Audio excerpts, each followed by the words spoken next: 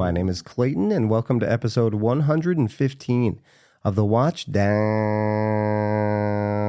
podcast. I'm a professional dog runner and watch enthusiast talking to his pals about dogs and watches. How's everyone doing? Thank you so much for listening. You know I appreciate it. Boy, oh boy, I am joined again by my beagle Lolly, and she is sawing logs back here like you wouldn't believe. Snoring up a storm.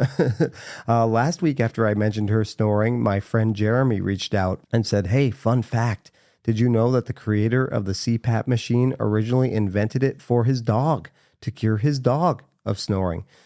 I did not know that. Little Lolly could use one, but you know what? We think it's pretty cute. My wife and I always laugh when she snores. And speaking of my wife, just wanted to thank her once again for joining me last week. It was so much fun. And thank you for the kind words as well, getting a great response to that episode. One thing I appreciated about interviewing her was that she gave real answers, thoughtful, detailed answers. I was a little afraid, since she was apprehensive about being on the podcast, that it would be a lot of yes or no, and it would be really hard for me to sort of play off of that. But nope. She gave great answers, and it led me to the next question or the next comment or the next joke, and it was really fantastic. I mean, gosh, we've been married for 14 years, and all we do is stare at each other or talk to each other. We don't have any kids, so we're kind of forced to interact with each other all day long. And you know what? After all these years, we still crack each other up a bit. So shared custody seems to be going pretty well. No major blips this week. I think I will have her on, once a year maybe, just to see how it's going. Hopefully there's no separation, no custody battle over the watch. One of us did something egregious and damaged the watch, and now one of us is filing for sole custody. Hey, maybe we'll do that. Maybe one of us will get so mad at the other one when it comes to owning a watch that we'll do a custody hearing episode live.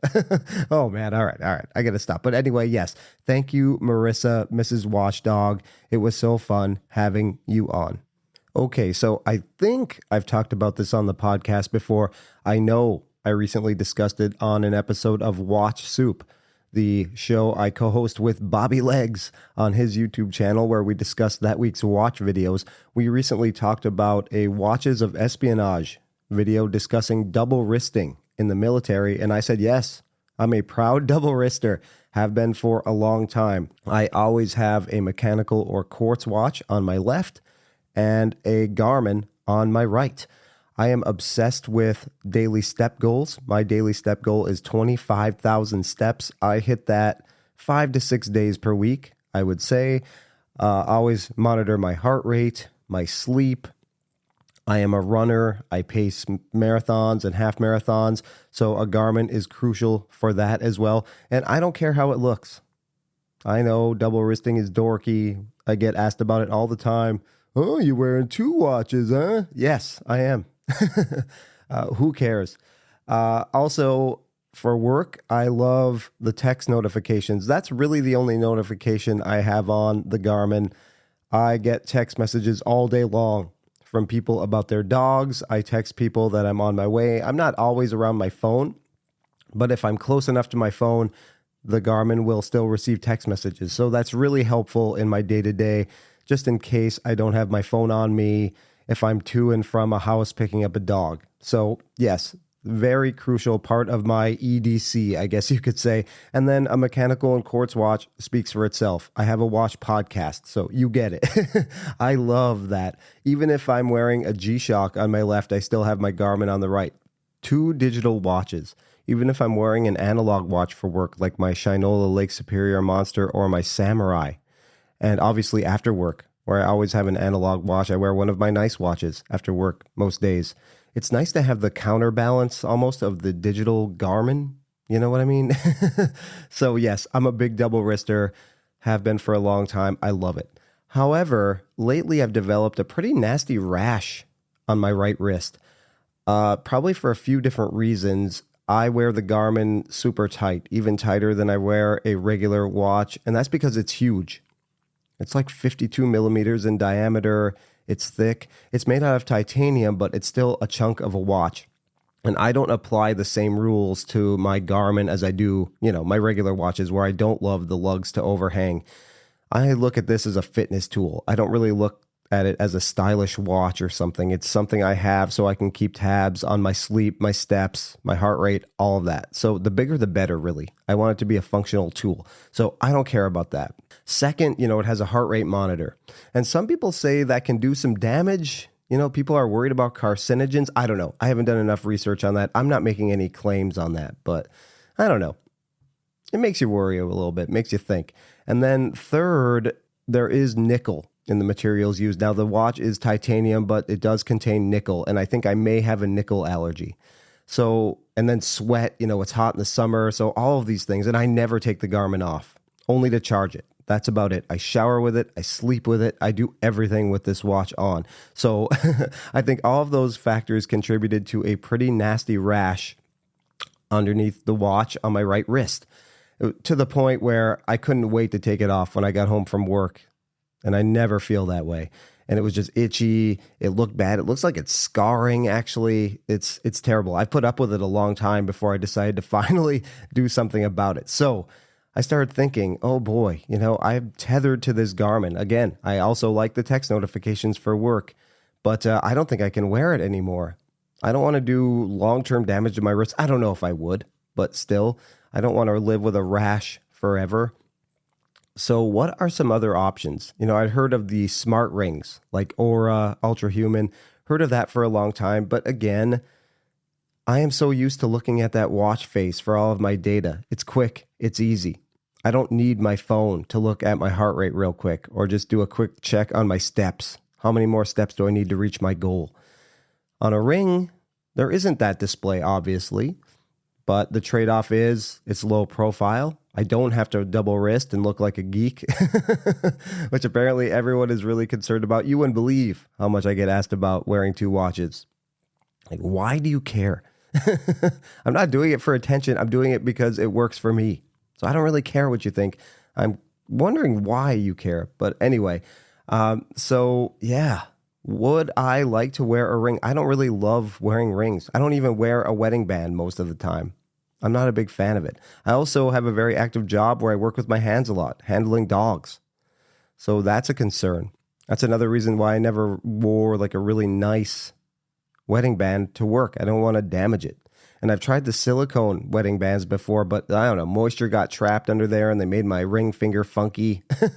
I have a gross job dealing with dog fluids, water, moisture, weather, all that. So things get beat up real quick, including my body. Rashes, funky fingers. So, all right, I started doing some serious research on rings.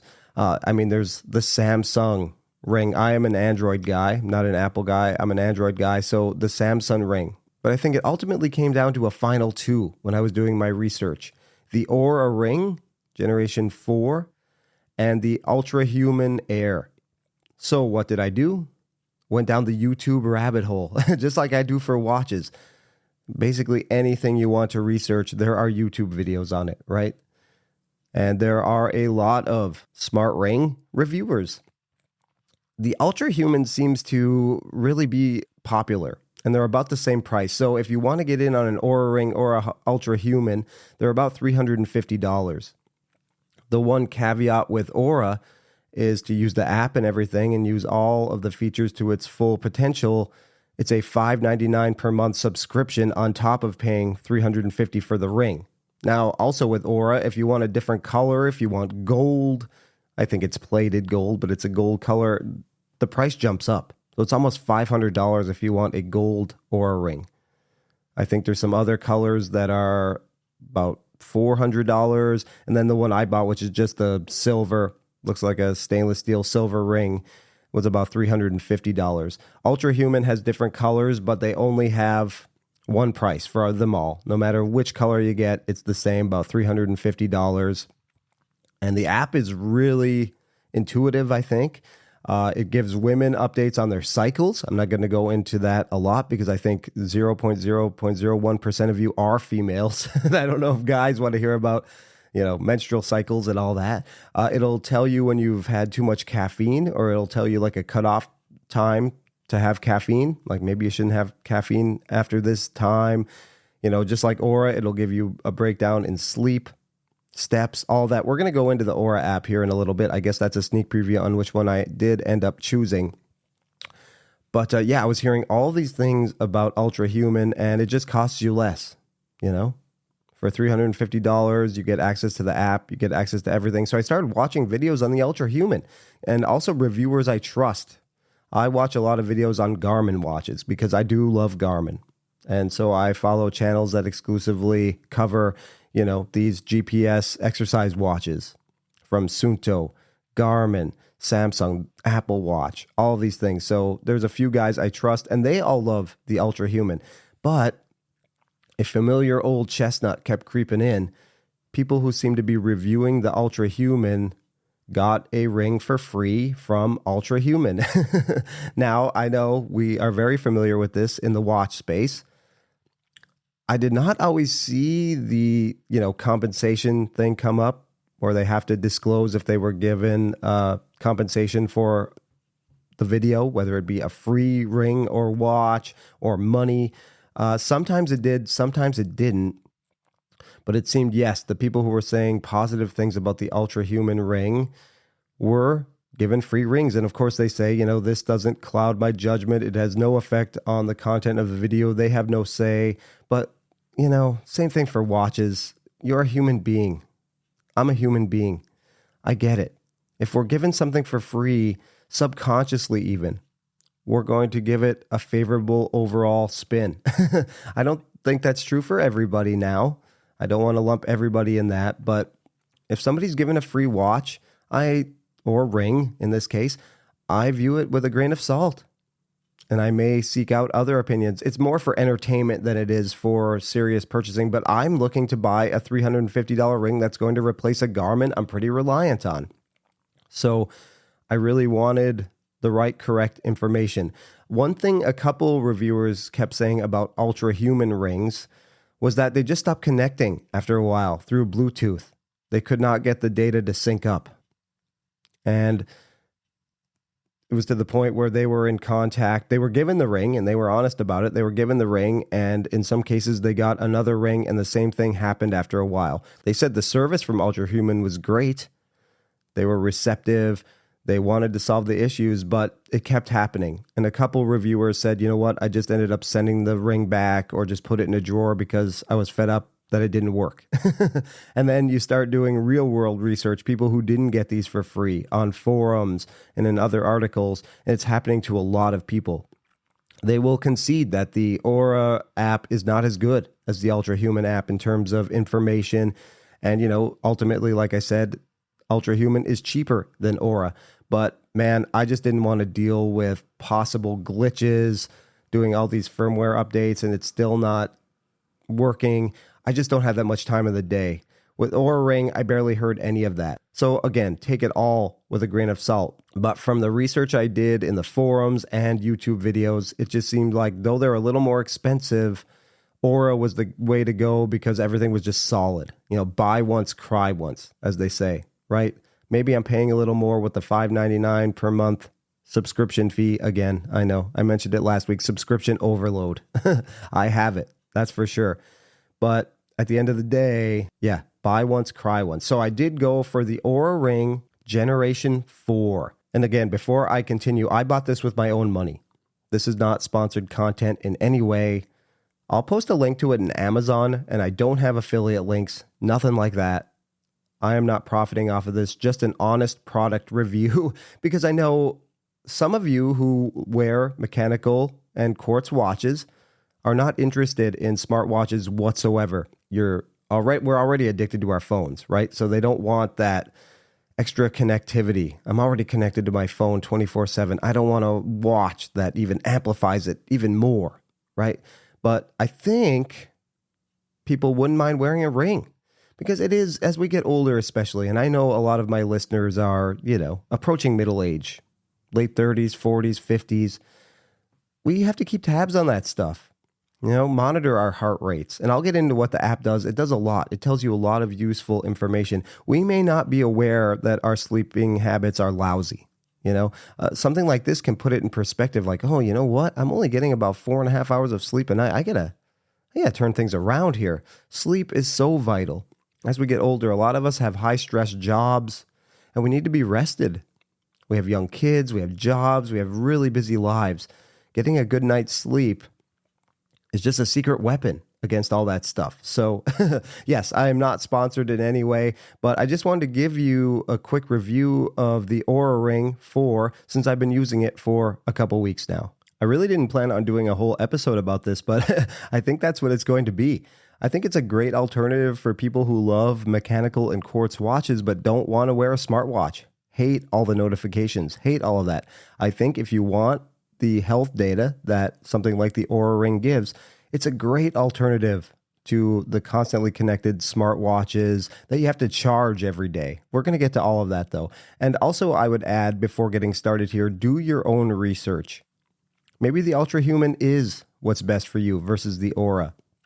Maybe you're an Android user and the Samsung Ring, which is around $300, I think. Maybe that's the choice for you. Maybe you already have one of the Samsung Galaxy smartwatches, so you want to stay in that universe. Maybe the Samsung Ring is what works best. Yes, do your own research, watch your own videos, make your own informed decisions. That's what I did with the Oura, and I found that the Oura was best for me going forward. Now, getting started. I'm here on Amazon. I'm going to send you a few Amazon links there in the show notes. Again, no affiliate links or anything like that. Sizing. We all have a general idea of what size ring we wear. I used to wear a size 9 on my ring finger for my wedding band.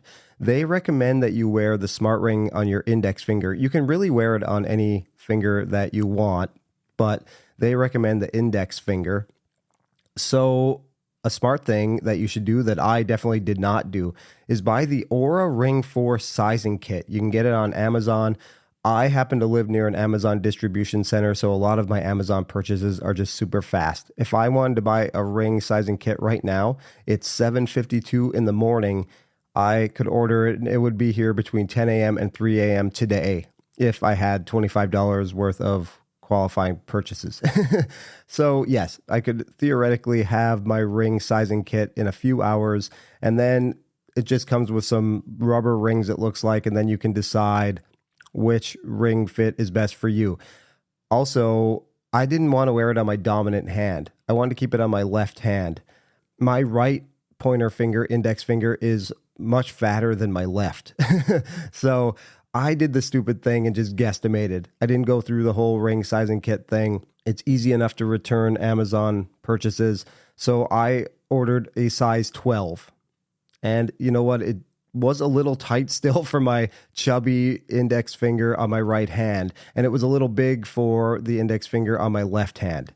So process of elimination, I ordered an 11 then and returned the 12. The 11 is what worked for me.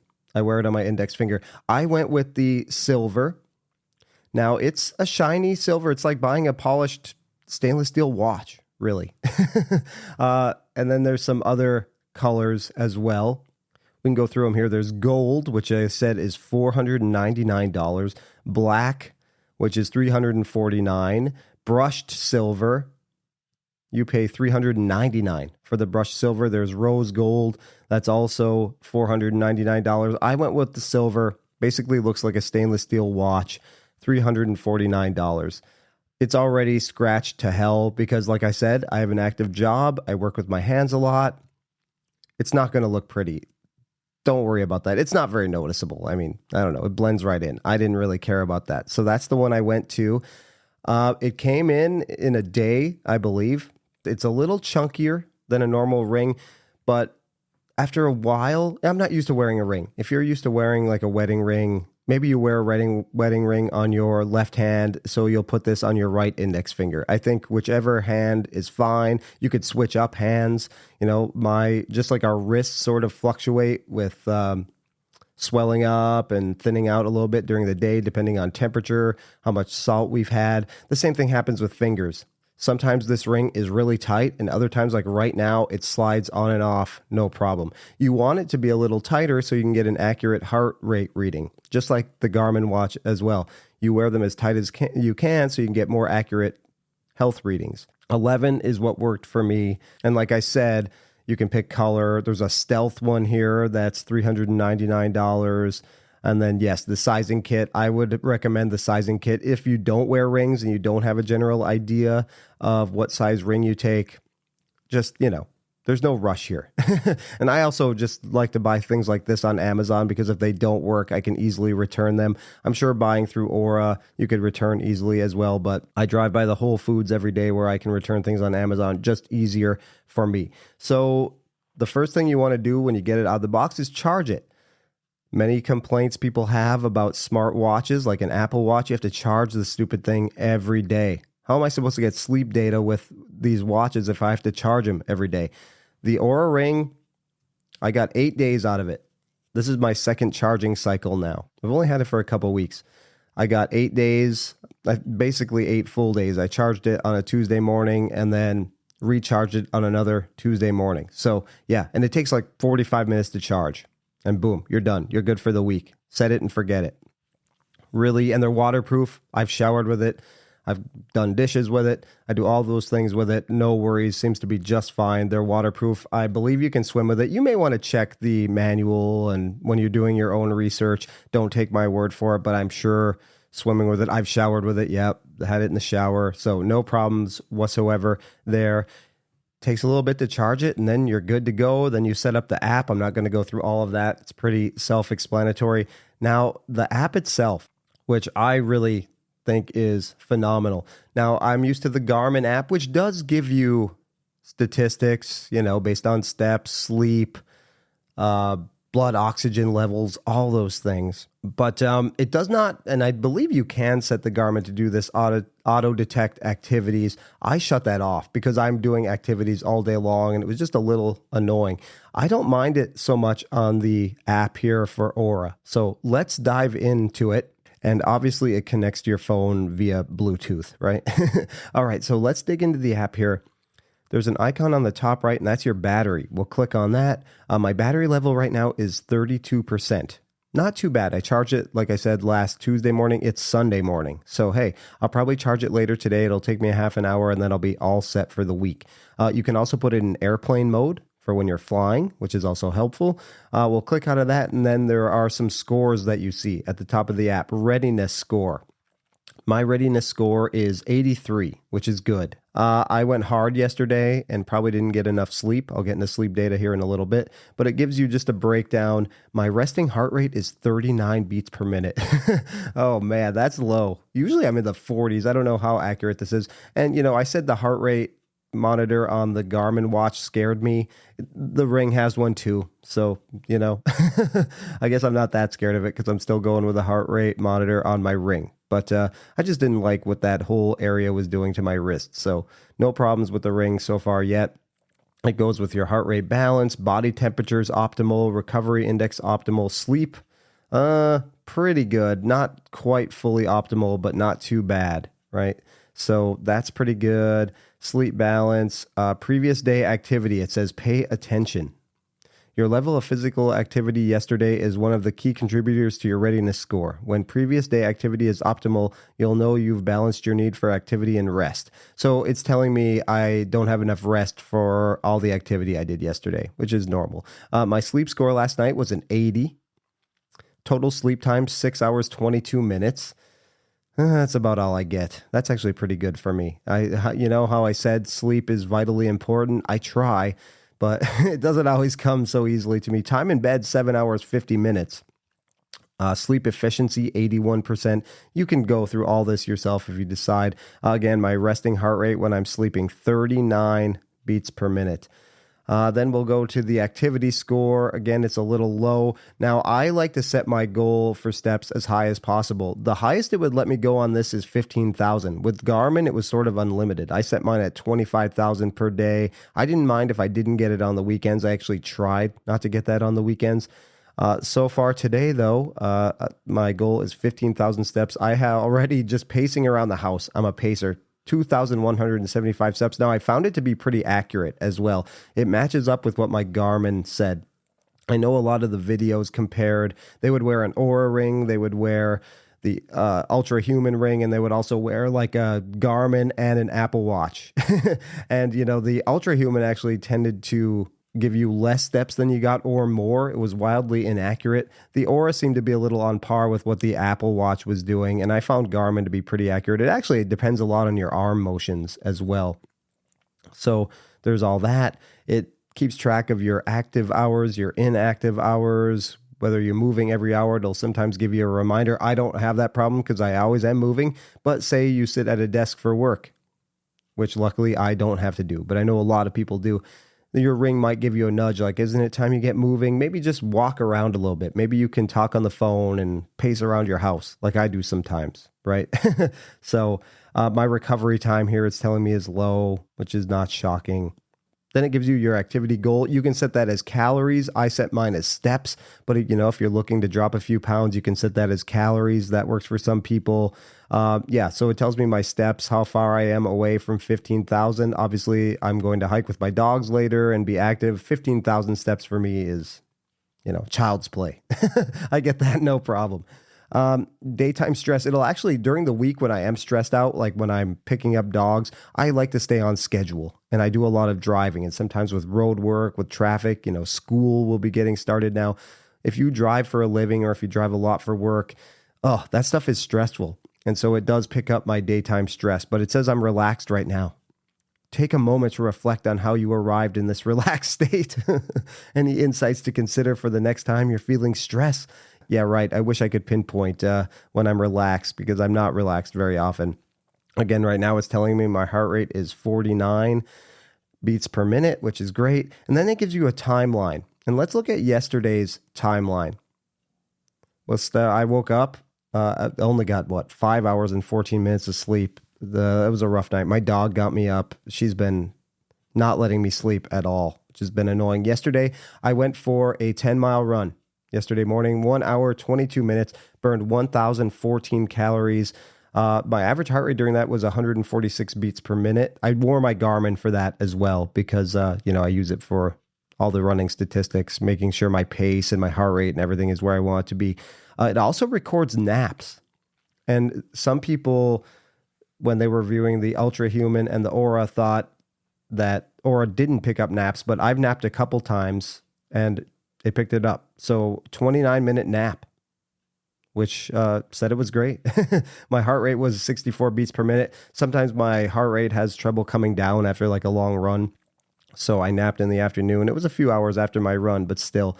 Total duration that I was laying down was 1 hour and 4 minutes, but actual sleep time was 29 minutes. So it records all of that stuff. And then last night I did an hour and a half hike with my dogs.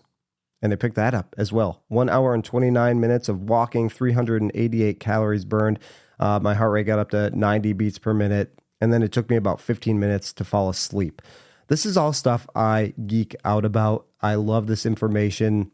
It helps me be a healthier person because I think sometimes we just sort of autopilot through life with how much we have going on. Our lives get very, very busy, don't they? And this is just a little reminder that, you know what, maybe I need to slow down and focus on sleep a little bit more. Will I listen to it? No, probably not. But at least I'm aware of it. And sometimes, we need that gentle reminder. Like maybe I'm not getting enough activity. Maybe if I can see that my steps are, I'm only getting 4,000 steps a day because I work at a desk and I don't move around. Maybe that's just a reminder, you know what? I have 30 minutes at lunch. Instead of eating, I'm going to go for a nice walk. And then I can eat when I get back. Maybe I'll take the dog for a nice walk. So it can be a reminder. Now, not everybody likes that. Some people hate that information, don't want that. And that's why they reject smartwatches. And that's why they may reject something like a smart ring. And that's cool too. I know not everybody likes that intrusion that these devices have on our lives, right? They know a little too much. They're a little too smart. Not everybody wants that.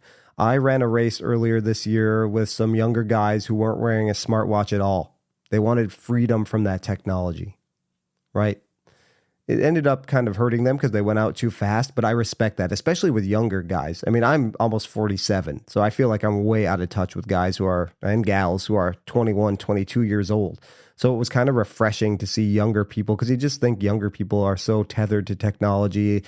We come from a time where we didn't have cell phones. And so, we're used to that life. it's getting further and further away the more addicted we get to all this technology. But there is a time.